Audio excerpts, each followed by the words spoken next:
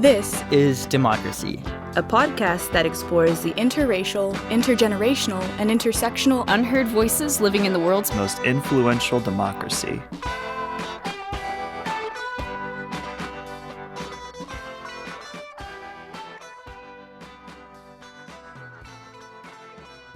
Welcome to our new episode of This is Democracy.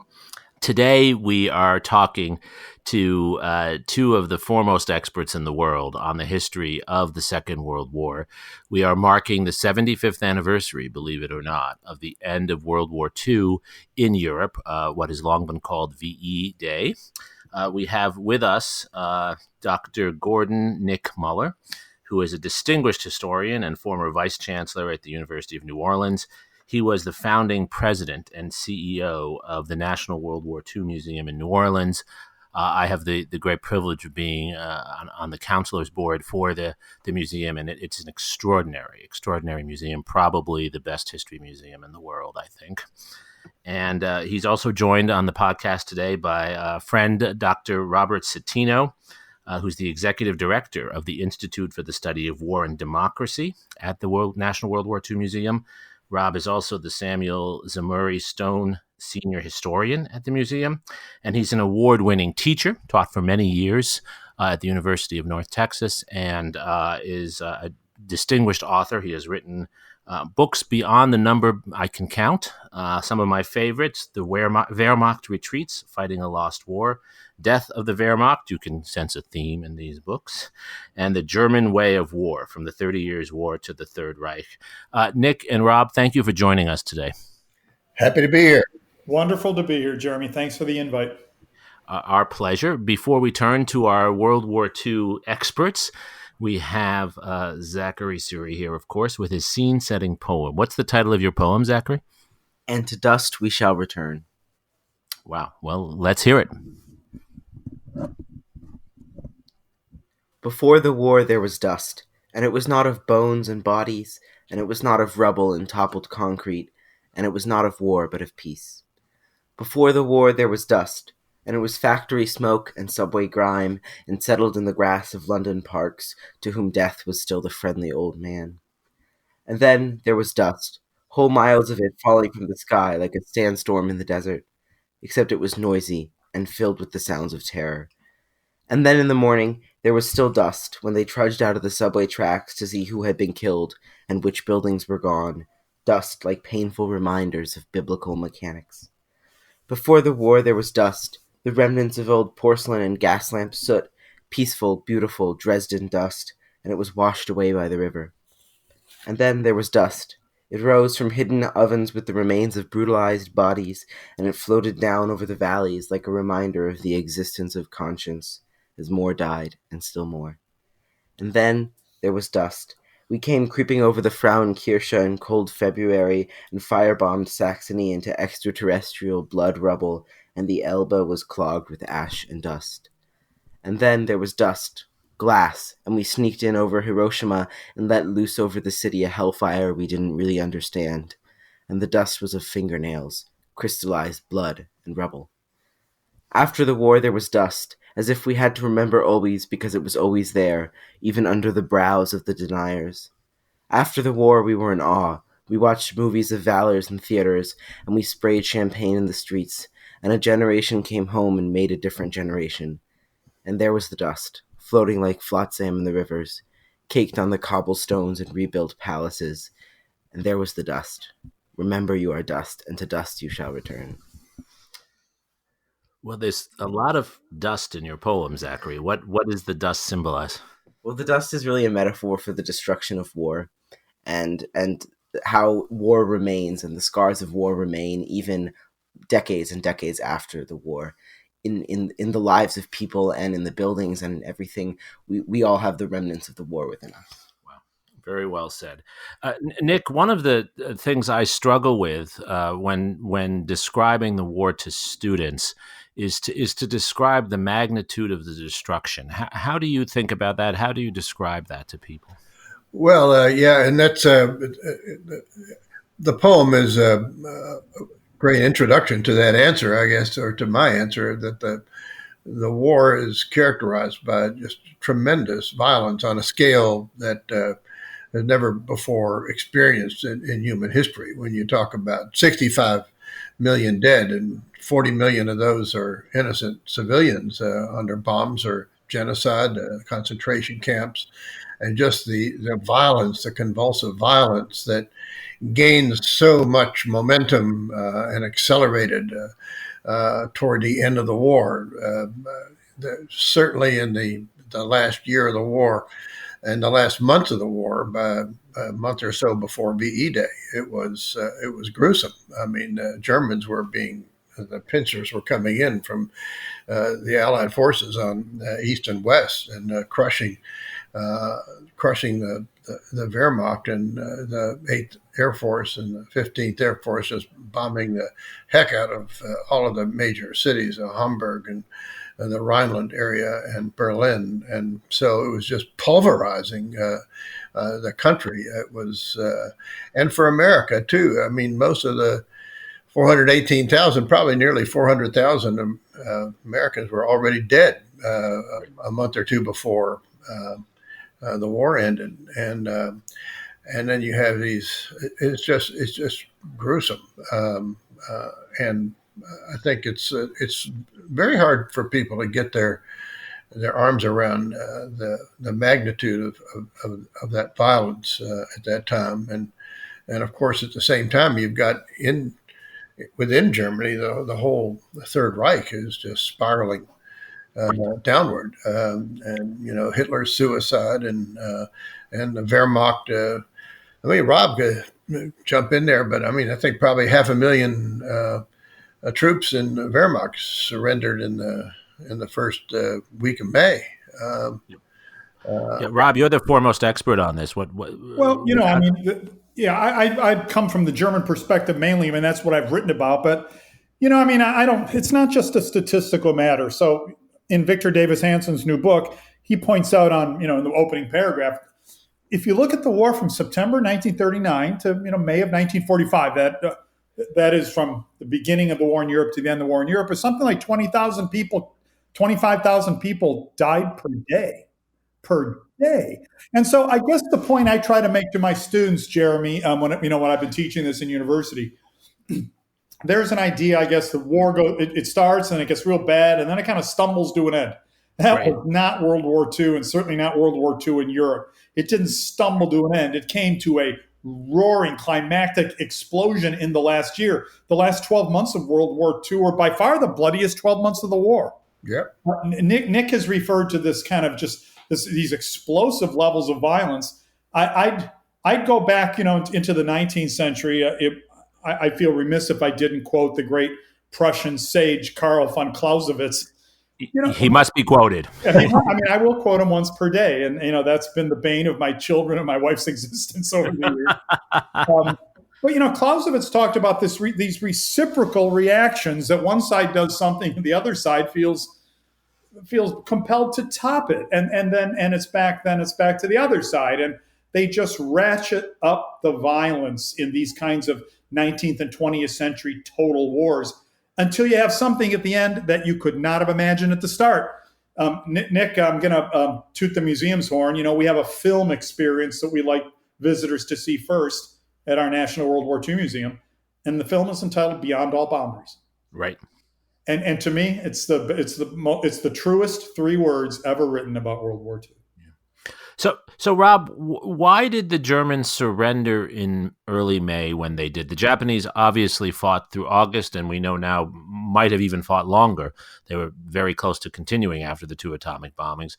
But why did the Germans surrender in early May? So, Nick, I heard Nick mention the pincers coming in from both sides. So, the strategic situation, all the indicators are in the red, you might say. The big Anglo-American host, fully mechanized, probably the most modern military force ever assembled in terms of its level of mechanization. It's coming in from the west. Soviet armies just pulverizing the Germans in the east and driving to the very gates of Berlin and then eventually into the city. It's interesting to me, Jeremy, we're talking about VE Day, but there really were a series of them. The Germans in northern Italy had already had a partial surrender at the end of April. There was a surrender of the troops in northwestern Germany and the Netherlands. very beginning of May. There was another one in southern Germany in Bavaria, I think May 3rd or 4th. What was going on here is, war's not over, and the Germans were still playing strategy. They were trying to drag the process out long enough that they could make, partial surrenders in the West, that they could keep fighting in the East. Every day, every week, they stayed in the field in the East, so the strategy ran. And by the way, this is not Hitler. Hitler's dead. This is the new Fuhrer, Karl Dönitz, the former naval commander. Right.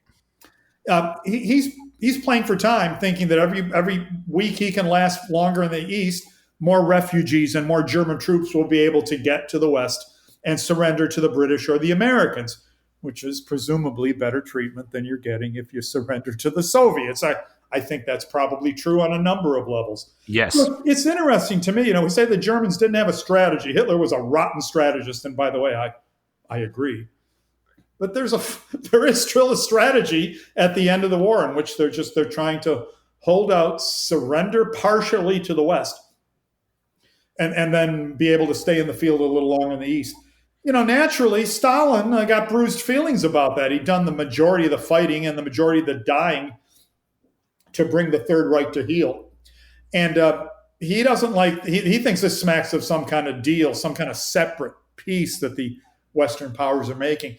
His complaints eventually tell, and that's when Eisenhower demands that the Germans send representatives to Reims in occupied France. That's General Jodl, a couple of other representatives. And on May 7th, they sign a once and for all surrender to everybody to go into effect on May 8th, hence VE Day. Now, I don't want to take up too much time, but Stalin then wasn't having that. He didn't want to surrender in occupied France. He wanted to surrender in occupied Berlin. Of course. And that happened on that conference. He demanded another delegation of Germans, not Jodl, but Keitel this time, the head of the OKW, Jodl's superior. And there's yet another surrender on May 8th. By the time everything was on the dotted line, midnight had passed. And so that's why the Soviets and the Russians today still celebrate V-Day. They don't say VE, but V-Day on May 9th. So It's a complicated situation. I don't know. Anytime you wind up with two surrenders at the end of a war, you're obviously in complex territory. Well, and I always tell students it's in some ways a precursor to the Cold War at that moment. Yeah, I would back you up on that. You have the Allies threatening to fall out. You have Stalin insisting on a second surrender. You have the Germans kind of, having the upper hand for a moment at least. They seem to hold the initiative. They have to agree to surrender. So that's the point I've always told my students. It's a very, very complicated thing.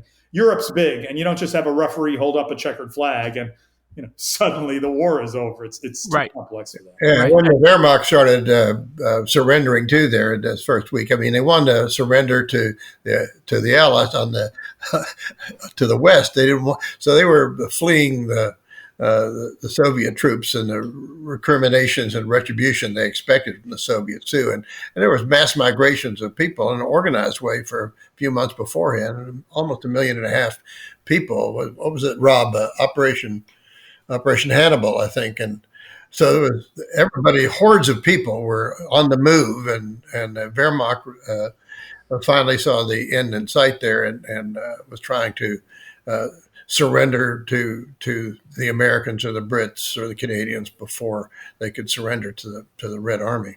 Jeremy, the thing that strikes me too, and Nick is alluding to it right now, this kind of war termination is very unusual. That's one side would fight not only to the bitter end, but well beyond the bitter end. This war had been lost for a year, maybe longer than that. The professionals in the German officer corps and general staff, they knew it. Dönitz, for example, he'd been one of the hardest core supporters of Hitler. Hitler's insane demands to hold out to the last man. And now Dönitz posing as the protector of the German civilian population in the East. It doesn't ring completely true for me. They could have saved a lot more lives by seeing the writing on the wall a year ago and surrendering. Sure. Nick, how do we understand Dwight Eisenhower's role in all of this? Can you walk us through his leadership. He comes out and I think legitimately is seen as a hero. And we live in a time when we need heroes. What can we learn from Eisenhower at the end of the war? Well, he stuck to his mission to destroy the army of Nazi Germany, and of course, a lot of people thought that going along with Patton, that he should have gone ahead on into Berlin, but he didn't want to give up 100,000 American dead for the Soviet when the Soviet Red Army was virtually almost into Berlin already. So he held to the commitments that were made about the zones of occupation and held his troops there. And I think many people regarded him as a hero for that. But of course, he led as the supreme commander the final destruction of Germany from D-Day to the end. And he managed to keep all the Allied leaders, generals and admirals and air marshals working together. And that was a heroic achievement of its own. More so than his military and strategic field commander. I mean, Rob can talk about that too. But I mean, a lot of people think that he moved too slowly on too broad a front. There's a whole controversy about whether or not they should have let the Sixth Army go in down around Strasbourg much earlier and get across the Rhine, and he held that back. And his boys, Bradley and Patton, went in where they did. And Max Hastings, the great British historian, is very critical of Eisenhower and Ambrose for that. But I think from America's point of view, he got the job done.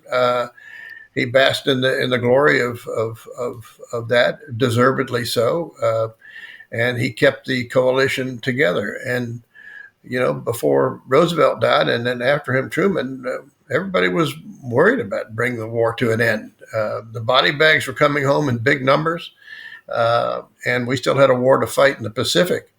But Eisenhower came out of the war with with a halo around his head, I would say, for his leadership and just his great personality. And everybody liked Ike. I mean, right. Like Ike was his campaign, and it rang true. Right. Rob, what about the liberation of the concentration camps? That's a pivotal moment in many ways when Eisenhower goes and comments on this and in a certain way does a fact-finding mission. Yeah. What do we understand about that?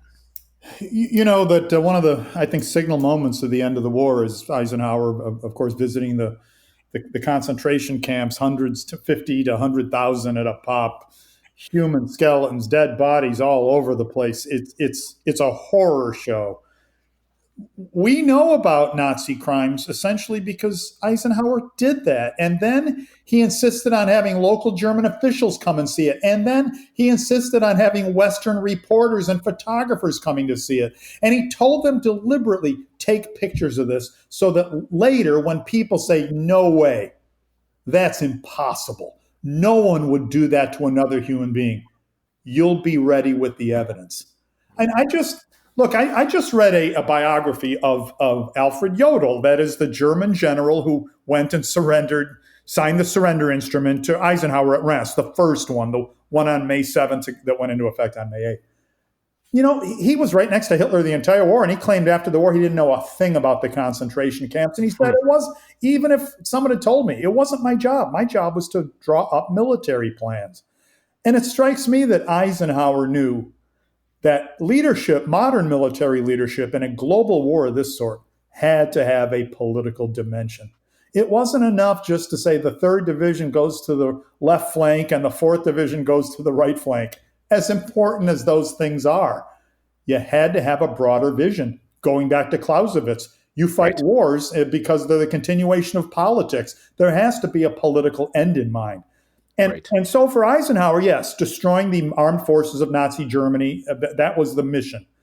But at the same time, making sure that people realize what the political ramifications of Nazism had been, that too was part of his brief. And that's why I think Eisenhower, he stood tall in a lot of occasions in American history. He never stood taller than when he made those reporters and photographers tour the camps and get the stories and take the pictures. And another comment there on on the camps and the liberation of the camps by the Americans and the British. That moment of liberation is opening the gates is a very, very powerful, very emotional moment. And I've been out to the Shoah Foundation 5 or 6 times. They have that all organized. I think they have 350 just about that moment when the gates were opened, and those who were liberated expressed their emotions and their feelings of when the GIs came through the gates. And we have stories also they do of just that moment and how the liberators themselves felt. And it is sort of the hinge of the story for our new Liberation Pavilion, which will open in about 2 years from now. And we have a little theater that will just scroll those stories. I mean, there's one that Rob knows I love about Max Durst, who was at the Ebensee concentration camp, a subcamp of Mauthausen. And he talks about they come in, these battle-hardened warriors, and he says, we're standing there, and they're looking at us, and they're crying, and we are jubilant. And he says, we don't know the words, but we're singing Yankee Doodle Dandy. And they're standing there crying and looking at us. I mean, it's a very emotional moments that you have there, and that's the beginning. And that's of course before VE Day, but as Rob said, that's a very powerful hinge in the story and in the museum story too, both up through VE Day and then the fall of Japan, VJ Day, and the larger legacy of the war, what we fought for, what did it mean after all? You know, we talk about that here recently. We're talking about the exhibits. Was it just victory, the cost of victory? I mean, the Germans had won, as Rob says. They'd say that too, you know. So, but we think it had a moral dimension to it. Yeah. Well, and I've had the privilege of working with both of you and the larger museum community on the Liberation Pavilion, and I will say that the emotional content of that moment is still so strong, and I think it's something that's lost in most of the history we write. How emotional and how morally significant that moment was. Zachary has a question about popular culture. Sure. Yeah, so after the war, we see a burst of popular culture about World War II and about heroic American efforts in World War II. Are these accurate portrayals of American actions in the war, or do they portray accurately the sheer violence and horror of the end of the war? Yeah, I think that good question, Zachary. I think films made in the sort of, I don't know, the films I watched growing up in the 60s, the German soldiers seemed to be the stupidest people on the planet. American soldiers could wing you at 300 yards with a handgun. I mean, it's just really amazing stuff. It was cartoony. I think that starting with a film like Saving Private Ryan, we recently celebrated the 20th anniversary, talk about all of us feeling a little older. Steven Spielberg really tried in the opening 20 minutes of that film to show what combat in World War II was like. And it was a horror. The second time I used the word, it was a horror show for everyone involved, whether you're on the winning side or the losing side, whether we think we fought a good fight, we know the Nazis were fighting a bad fight, but whatever side you're on, high explosives and bullets whizzing past your head and the chaos and the screams and the noise and the smoke. I think that's a better evocation of World War II on screen. And I don't think it does any damage. I don't think it does any insult to American or to Allied troops who really did, rid the world of a pest in Adolf Hitler. I do think, getting back to what we talked about in the terms of the liberation of the camps, it's entirely possible up to that point you could be an Allied soldier saying, this darn war, what the heck are we doing here? I just want to go home. This is stupid. That's how soldiers talk, right? But until you walked into Dachau or Buchenwald, and then suddenly, Nick's right. There was a moral dimension, and you probably realized it. So I don't mind, singing that song. I don't mind singing a patriotic song, Zachary. I do think that, there's been some pretty silly movies made about World War II. Yeah. And I think there were heroic moments occurred at the end of the war. I mean, there was a reason why the Wehrmacht wanted to surrender to the Americans and the Brits instead of the Soviets. I mean, that was I think they understood that there was a fairness there and and that wouldn't exist on the other side. But and then you have the Monuments Men story, which we're going to also tell in the Liberation Pavilion. Here we've got Eisenhower and the United States Army commissioned these curators and museum directors to go find the art of the Western world that have been sculptures and stolen and looted by the Nazis and all over Europe, and hidden them in caves and salt mines, and here they are in the last months of the war trying to find all this and recover this precious art of Western civilization, right down to the closing days and hours of the war at Alt Aussensee, in the salt mine there had been rigged for destruction.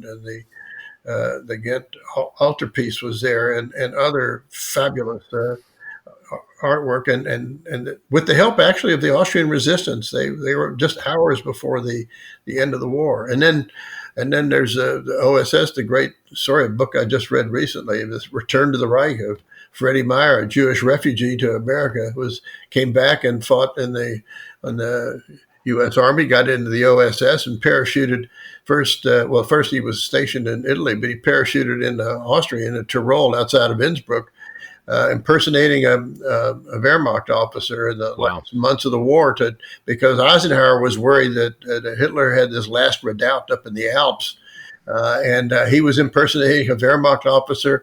He ended up was captured by the Gestapo, waterboarded, and then convinced them the Americans were almost there, and he convinced the Nazi leader of Tyrol to surrender all the German troops to the Americans without firing a shot, when the Americans were about 30, 40 miles away. I mean, there are those heroic stories that you find, and he was fluent in French and German, and he pulled it off. I mean, these are amazing stories. So there's some truth to that. It doesn't mean that they were all perfect by any means. I mean, it's war, but right.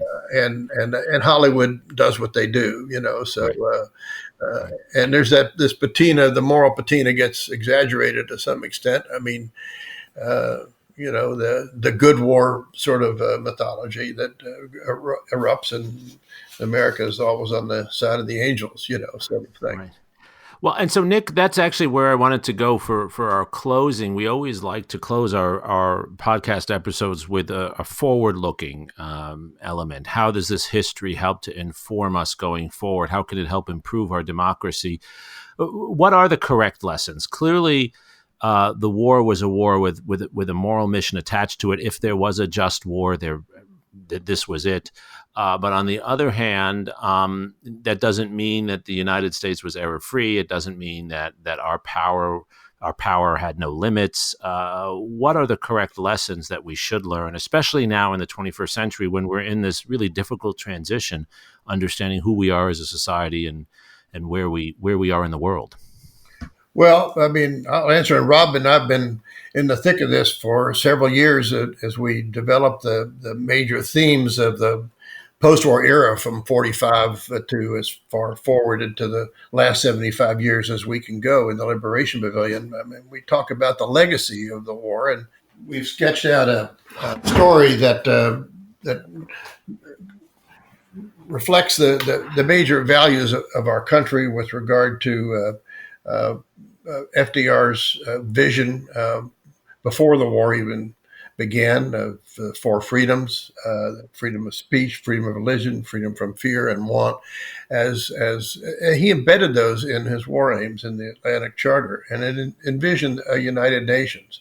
So his vision of victory, even 9 months before Pearl Harbor, was a post-war settlement that Rob and I talk about. That's sort of the soft power side of things, that human rights becomes a major legacy of the war. It was that impulse, or that vision, was further intensified by the discovery of the Holocaust and the inhumanity of what happened there in the Nuremberg trials. But the United Nations was already envisioned in the Atlantic Charter. And so those values in these international institutions and partnerships that come out of the war, the NATO, and actually found out just checking the other day because we knew we'd have this. There was a poll like the Gallup poll called the Roper poll. And the 1st of March, they asked, would you be supportive of a world organization after the war to try to preserve peace? And 80% of Americans said yes. And whereas today, United Nations might not have such a strong a reputation among Americans, but I think those values were something that we fought for, and the arc of history and those streams of human rights and civil rights and women's rights at home. How it transformed our country and America. The end of colonialism. That took some years, but many of the colonial countries became democracies. So under the broad umbrella of the Pax Americana, let's say that, and Rob could talk about the hard power there. Let me jump in here, Nick. Yeah, you're a shameless liberal. Nick and I talk about this a lot. I do agree with Nick. Every word he just said. The international organizations. International cooperation, the necessity to be open to the world, that is the legacy of World War II. There's no doubt. And we hope we're not losing that post-war legacy. But I'll throw in a word for hard power, too. World War II proved that when push comes to shove, the way to deal with the disturber of the peace is to kick him until he's down and then keep kicking him until he disappears, which is what we wound up doing with Hitler. And I think along with the United Nations, I think there also has to be some understanding that at the end of the day, hard and soft power have to work together to maintain peace and order abroad. Yeah. And I would say, Jeremy, you're just taping a conversation that Nick and I have been having for months. Yeah. Well, and I think it's so crucial. In some ways, one could argue that the history of World War II and the end of the war is probably more important now than it's been in a long time as we rethink who we are as a society and our place in the world. And your emphasis upon international cooperation of soft power kind and hard power kind, I think, is so significant to our understanding of American democracy. And since we're talking on VE Day here, May 8th, I think for Americas and for freedom-loving people and democracies, it was a symbol of victory of peace and aspirations for a better world. And that meant a world where ultimately, in the aftermath of the war, where America exercised moral authority at home and abroad, not always perfectly, of course, but this has been our aspiration since 45. And I believe that up until recent years, we stood as a beacon of freedom and democracy for people of the world. So that's part of the good war mythology that I guess I subscribe to a little bit, but recognizing the imperfections of how that's been executed in the last 20, 25 years, I think it's disassembling that. But look, that's a lot better than we did between World War I and World War II. So there hadn't been another world war in 75 years. Yeah. Rob, you agree? Oh, absolutely. Yeah. I mean, I've spent much of my time wallowing in the Treaty of Versailles, Jeremy, much of my professional career. And certainly compared to the peacemakers of 1919, the peacemakers of 1945 had their eye on I think, on bigger issues than necessarily punishing the losing side. There was some of that, certainly, no doubt. But I think they took a pretty broad view, and I think we have a lot to be grateful for. I think really when you get right down to it, the legacy of 1945, it's one world, and we have to be open to the rest of the world. And if we try to close ourselves off, we may come up with apparent solutions, but not real ones even for our own problems. So here's hoping that we come out of the current crisis with a new appreciation for one another, not just in this country, but all over the world.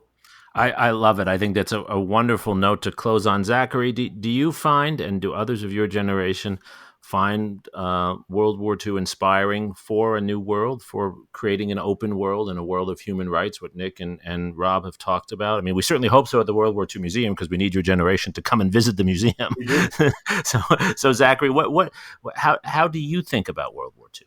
Well, I think that my generation finds World War II very fascinating and a very important topic. I think it really brings forth the values that American society was founded on, and it allows us, in many ways, to see if we've met those goals or if we haven't. In many ways, the end of World War II is a benchmark that we need to meet as a society, and it allows us to re-examine that every year when the anniversary on May 8th comes up again. Right. Well said. Well said. Well, I think we've only scratched the surface here, but we've had, I think, a wonderful discussion about the historical resonances from 1945 to today, the difficulties of that moment, the uncertainties, the violence, the suffering and sacrifice, and the legacies and lessons for us going forward. Rob and Nick, thank you so much for joining us. Thank you for the crucial educational role you play. Well, thank you very much, Jeremy. Keep on doing your good work, too. And we're glad that you're part of our National World War II Museum family. Absolutely. I'm delighted to work with both of you. And Zachary, thank you for your wonderful poem, as always. And thank you to our listeners for joining us on This Is Democracy.